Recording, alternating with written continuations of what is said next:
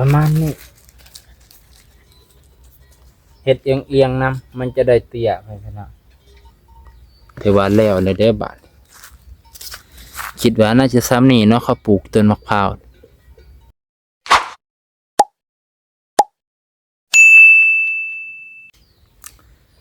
สบายดีพ่อแม่พี่น้องเบิดสุคนที่เคารพเช่นเก่าเช่นเคยยินดีต้อนรับเข้าสู่ช่องบ่าวนงในตอนแรงๆพ่อแม่พี่น้องนะยินดีต้อนรับมื้อนี้บ่าวนงสิพาพ่อแม่พี่น้องไปปลูกมะพร้าวพ่อแม่พี่น้องพอดีบ่าวนงไปจังหวัดสะหวรรณเขต 2-3 มื้อก่อนหลังเนาะก็เลยซื้อเบียร์มะพร้าวมา2เบียร์แล้วมันนี่เห็นเขาเจ้ามาขายอยู่อำเภอบ่าวนงอีกเพราะว่าถูกก็เลยจัดไปอีก1เบียร์เป็น3เบียร์ไปพี่น้อง3เบียร์3หน่อเลยนะจะมีบ่าวนงซื้อมะนาวต้นมะนาวแล้วก็ต้นผักกระเดาไปพี่น้องต้นผักกระเดาซึ่งก็ไปปลูกทางพุ่นแล้วก็ซื้อต้นลิ้นไม้2ต้นเลยไปพี่น้องงบประมาณก็เกือบ1,000 กว่าไปพี่น้องนะเกือบพันกว่าเนาะพอดีเมื่อนี้อากาศดีเย็นหน่อยนึงคิดว่าฝนสิตกพอดีอุตุเพิ่นเตือนว่า15-18นี่ฝนสิตกอยู่ประเทศไทยเพิ่นก็แจ้งแล้วว่าวันที่15วันที่18นี่จะเป็นฤดูฝนแล้วนะเริ่มเป็นฤดูฝนแล้วบ่แม่นเริ่มเห็นข่าวอยู่ประเทศไทยเพิ่นนะเป็นฤดูฝนแล้วฮอดเวลาทำนาทำการแล้วนะพอดีบ่น้องก็ปลูกให้มันปลูกช่วงนี้แหละมันจังบ่ตายนะปลูกยามแล้งบ่ไหวแถมเฮาบ่ได้อยู่เฮือนเฮาต้องปลูกยามนี้พอให้รากมันติดเฮาค่อยดูแลกันต่อไปชมน้ำกันพี่น้องขอบใจขอบพระคุณกำลังใจที่มอบให้มาโดยตลอดเบิดสุขุทุกคนครับขอบคุณหลายๆขอบใจนี่พี่น้องอันนี้ก็คือบอนอาบน้ำของบ่าวนงพี่น้องอาบอยู่นี่มันจังบ่เปลืองน้ำจังได้ใช้ประโยชน์ได้พืชผักเข้าจังได้งอกงามขนาดนี้ก็ยังก็สิบ่รอดแล้วพี่น้องบ่าวนงอาบแต่ช่วงเช้าช่วงแรงมันก็เลยบ่ปานใดโอ้งัวมารับประทานใบนี่เพิ่นมักคือหยังนี่ก็เลยมันเห็นแล้วมันเข้ามานี่คือต้นมะนาวพี่น้องต้นมะนาวติดดอกแล้วนี่ติดหมากแล้วอุ้ยนะติดหมากบ่ฮู้ว่ามันสิได้บ่หากปลูก2มื้อนี้คิดว่านะช่วงนี้แล้วมันพอถึกแดดแสงแดดมาที่ทางนี้ถ้าบ่มีแสงแดดเนี่ยอันตรายต้นไม้มันจะบ่มีแสงสงเคราะห์แสงอย่างที่ต้นมะขามนี่แหละมันงำต้นมะขามมันสิงำนี่ขนาดต้นมะพริกนี่ตายยากเลยพี่น้องตอนเฮาจริงจังฮดจริงจังน่ะสิตายแล้วบ่ตายแล้วพอบ่าวนงกับปะเลยบัดนี้ปะเลยเพิ่นติดบัดนี้ติดเสยนะฝนตก2-3 เทื่อนี่แหละเฮ็ดให้เพิ่นติดขึ้นมาพี่น้องต้นมักพริกภาษาไทยว่ามักภาษาลาวว่ามักเพชรภาษาไทยว่ามักพริกเสียดายเด้พี่น้องถุงมันนี่ก็บ่แม่นว่าสิถึกเอาไปปลูกต้นไม้นี่กับต้นอันนี้พี่น้องต้นชมพูถั่วชมพูบ่ประมาณนี้แหละตอนนั้นนะฮะใบไปเลยนะพวกงาพวกเครือมันตายไปแล้วฝนตก2 เทื่อเพิ่นป่งขึ้นมาพี่น้องต้นนั้นนี่ดีป่งขึ้นมาเลยบัดอันนี้ผลงานของงัวมันเห็ดเหียนเบิดพี่น้องโอ้ยสิได้กินมะเขือชุดแรกก็เลย งัวมาเฮ็ดงัวมารับประทานก่อน นี่ต้นลิ้นไม้ที่ให้บ่น้องก็มากินทั้งใบทั้งหมากก็สิปลูกไปแล้วต้นหนึงยังเหลืออีกต้นหนึงหามองปลูกต้นมะเขือมองนี่ก็ถือว่าดีอยู่พี่น้องนี่กับต้นอันนี้พี่น้องต้นนี้ยังก็นี่ชะอมต้นชะอมพี่น้องนะต้นชะอมลองเบิ่งว่าสิติดบ่แต่ตัวนี้น่ะติดแล้วนี่ติดแล้วนี่เขียวๆติดแล้วก็สิบ่ให้มันสูงก็พยายามบ่ให้มันสูงหลายถ้ามันสูงหลายมันก็สิเกะกะก็สิประมาณพี่แหละนี่ช่วงนี้ก็สิตอนเรื่อยๆนี่พ่อแม่พี่น้องต้นมะพร้าวสิเอาตัวนี้แหละไปปลูกผลมะพร้าวเตี้ยตักเตี้ยสำไรแหละลองเบิ่งสองหน่วยนี่สิให้หากเพิ่นปงก่อนหากเพิ่นปงแล้วบ่นุ่งค่อยจะไปลงทางนี้เลยลงทางพลาสติกสิเจาะตูดมันบางเทื่อก็อาจจะบ่ฮู้คือกันพ่อแม่พี่น้องฮู้วิธีปลูกก็แนะนำมาได้เนาะขอบใจขอบพระคุณแต่ตัวนี้หั่นร้านเพิ่นตัดหากแล้วนี่ตัดหากออกแต่มันบ่ตายเฉยคิดว่ามันน่าจะปงหากไม่แหละเนาะเป็นตัดหากให้ก็เลยสิมาปลูกอันนี้ปุ๋ยพี่น้องขี้งัวปุ๋ยขี้งัวของบ่าวนงเอานำพี่อันนี้ต้นอันนี้ได้พี่น้องต้นนั้นนะสมพักเสียนวานไว้ปะไว้เกิดแน่บ่เกิดแน่แต่ว่าสุดท้ายก็มีแต่หญ้าแล้วนี่ขึ้นแทนมาละสมพักเสียนอันนี้ต้นสมพอดีตะไคร้นี่ติดบ่แล้วพี่น้องช่วงเมื่อกี้นี่ตายแล้วบ่ตายแล้วแหละว่าสุดท้ายฝนใส่ชุด2ชุดติดขึ้นมาเลยเห็นบ่ตะไคร้อันนี้ขิงข่าเนาะนี่เด้พี่น้องต้นลิ้นไม้อีกต้นหนึ่งจะได้สิพรวนดินให้มันกว้างๆจะได้ใส่ปุ๋ยอันนี้คือบอนสิปลูกมะพร้าวด้วยพี่น้องปลูกมะพร้าวไว้หมองนี้แหละชมบรรยากาศน้ำกันสิปลูกมะพร้าวตรงนี้พี่แล้วปลูกตรงนี้เลยก่อนอื่นก็รดน้ำให้มันชุ่มเย็นทั้งคืนกันก็มีใส่ขี้งัวแน่แล้วก็ใบไม้เอาขี้งัวใส่แล้วก็ใบไม้ลงไปน้ำบ่ให้มันเป็นดินเกินไปให้มันมีแนวห้องให้มันนุ่มๆว่าซั่นเถอะเขาปิ่นอันนี้ไปทางไหนพี่น้องทางนี้ตะวันตกทางนี้ตะวันออกปิ่นไปทางไหนเนาะพี่น้องแต่บ้านน้องนี่มักอยู่ทางนี้เพราะบางอย่างก็บ่ฮู้คือกันแล้วทางตะวันตกนี่คิดทางตะวันออกก็คิดว่ามันสิรับแสงตะเวนช่วงเช้าพอดีงามเลยแสงแดดว่าซั่นล่ะที่จริงเนี่ยเห็นเขาปลูกกันเขาบ่ได้กบอันนี้เบิดเลยเนาะแม่นบ่พี่น้องเขาบ่ได้กบแบบบ่ได้ฝังหากเบิดนะเขาน่าจะปล่อยน้อยนึงเขาน่าจะปล่อยน้อยนึงให้ตัวนี้มันรับแสงแม่นเลยเนาะแล้วก็ปิ่นจังซี่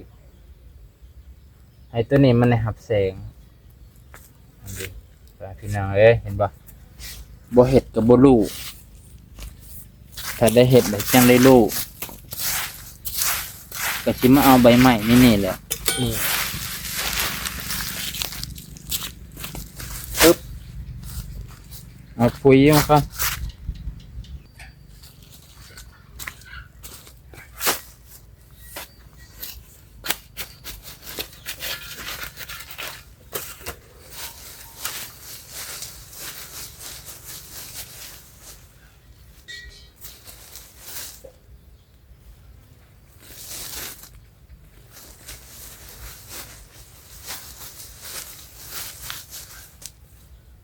คิดว่าน่าจะบ่ให้มันปกหลายพี่น้อง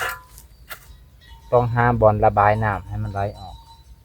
หรือปิดน้ำไว้ทางนี้บ่ให้น้ำเข้าคันน้ำค้างไว้แล้วมันมีโอกาสตุย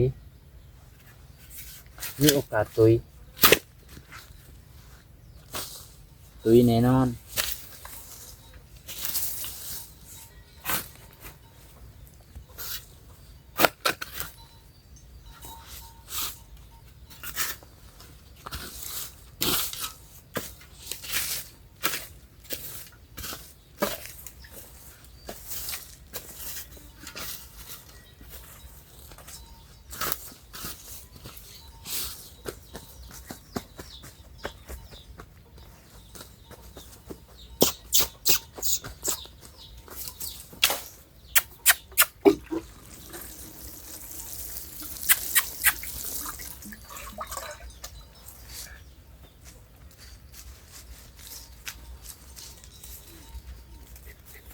ประมาณนี้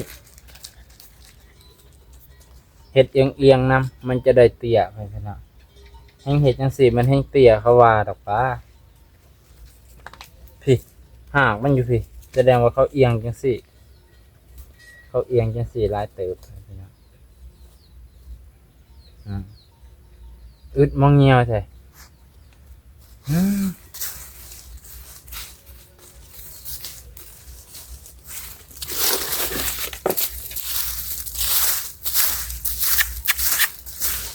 เดินมันมาอีกพี่น้อง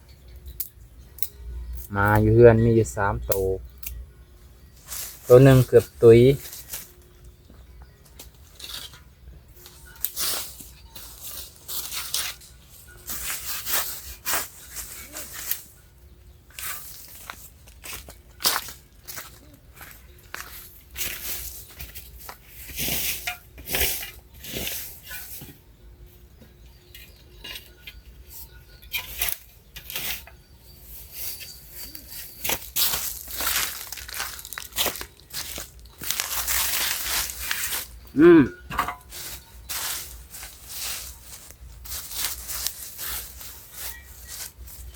นี่ให้มันรับแสงบ้างคิดว่านะน่าจะแบบนี้แหละ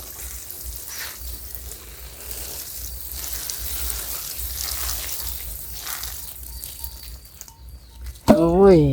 ส่วนนี้ก็ได้ตัวดีๆเขาเอาไปเว้น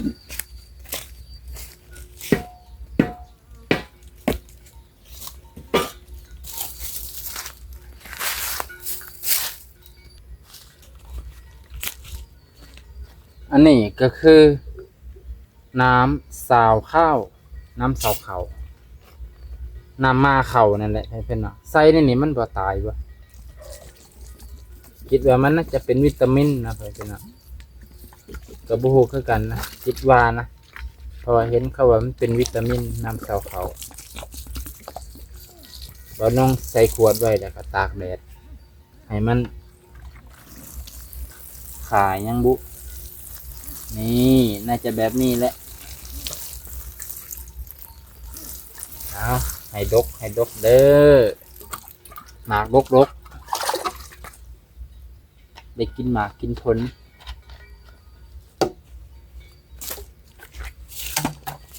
ความหวังของหมู่บ้านพ่อพี่น้องถือว่าแล้วเลยเด้อบ้านคิดว่าน่าจะซ้ำนี่เนาะเขาปลูกต้นมะพร้าวเพราะว่าเฮากับบ่ได้เน้นให้มันเฮากับบ่ได้เรียนรู้เกี่ยวกับปลูกมะพร้าวแต่ว่ารู้คร่าวๆว่าให้มันเหนียวดินน้อยนึงให้มันรับแสงให้แสงมันได้รับให้มันได้รับแสงตะเว้นมันจังสิได้หากมันจังสิป่ง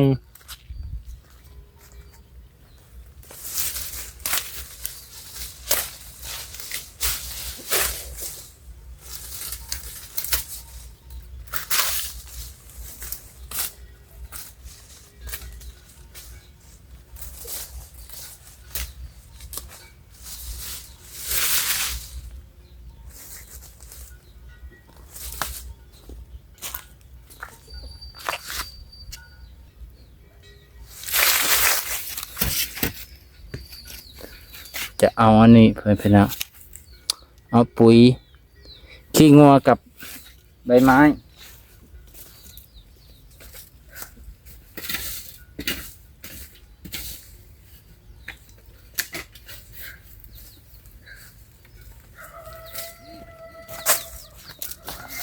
เอาขี้งัวกับใบไม้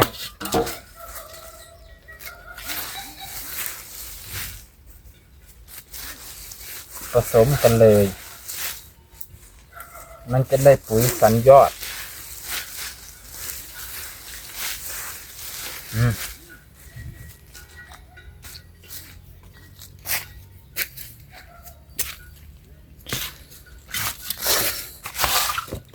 บน้องสิได้เสียหญ้าออกกัน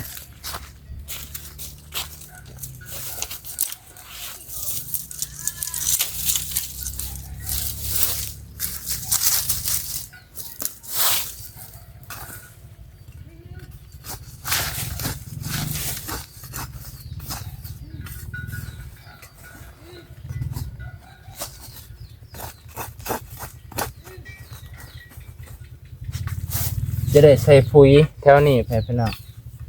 จะได้เอาปุ๋ยใส่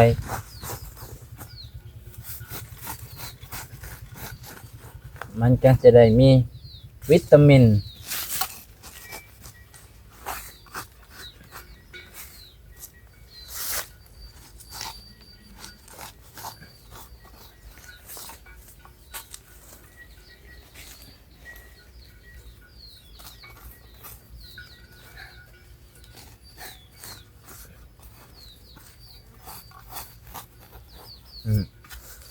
โอเคบ่บะ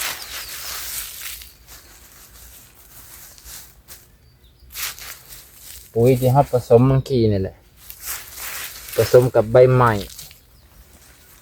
คิดว่ามันน่าจะเป็นปุ๋ยสันยอดเอามูลงั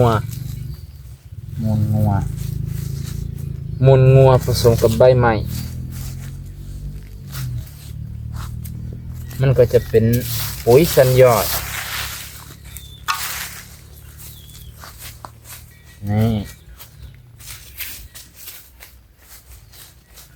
โอเคลดด้วยน้ำ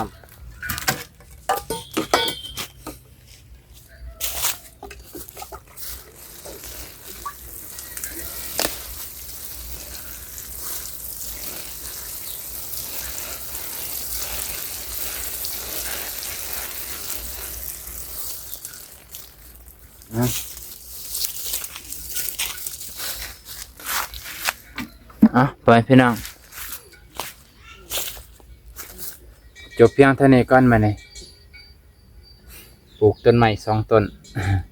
เมื่อหนาสิปลูกอีกเป็นพี่น้องขอบขอบใจขอบพระคุณแฟนปลาลุงบัจจุกุลทุกคนที่รับชมขอบคุณหลายครับขอบขอบใจ